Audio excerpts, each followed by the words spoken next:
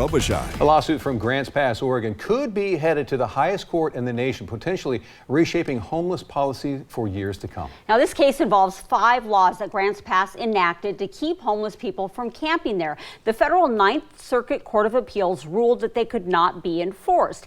The Ninth Circuit judges had already ruled in another case in 2018. It was called Martin V Boise, that you cannot punish homeless people for camping in your city unless you have a shelter bed available and they refuse to take it. Well, the court ruled otherwise. It violates the 8th Amendment regarding cruel and unusual punishment. Now, if the Supreme Court does take the Grants Pass case, it could overturn the Boise ruling, which would be a huge win for cities trying to control homelessness. Timothy Sandifer is a lawyer with the conservative Goldwater Institute in Arizona, who is hoping the Supreme Court does take it.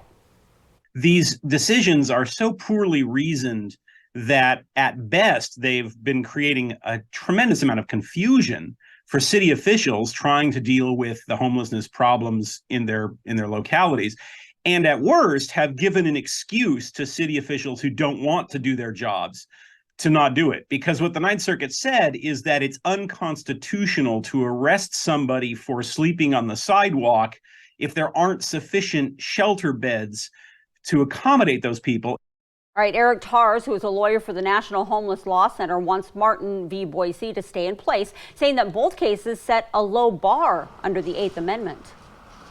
All it says is that communities can't punish people experiencing homelessness for undertaking basic survival activities, sleeping, sheltering themselves from the elements, if they don't offer them an adequate alternative place to do those things.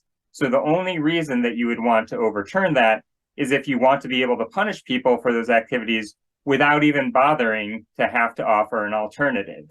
All right, other groups have filed amicus briefs to the Supreme Court hoping to influence the court's decision, including groups in Oregon, Washington, California, and Arizona. The U.S. Supreme Court has not ruled whether it will take the case, but a lot of legal experts think they will, and a decision is expected by January.